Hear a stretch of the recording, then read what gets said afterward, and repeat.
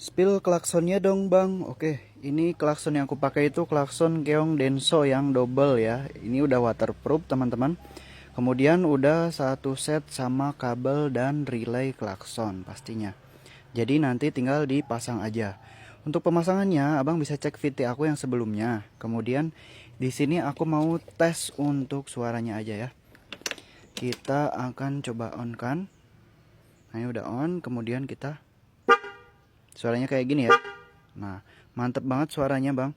Untuk abang yang mau klakson ini abang bisa beli di keranjang kuning di bagian bawah kiri layar ini ya, yang udah aku sematkan. Oke, gitu aja bang, let's go.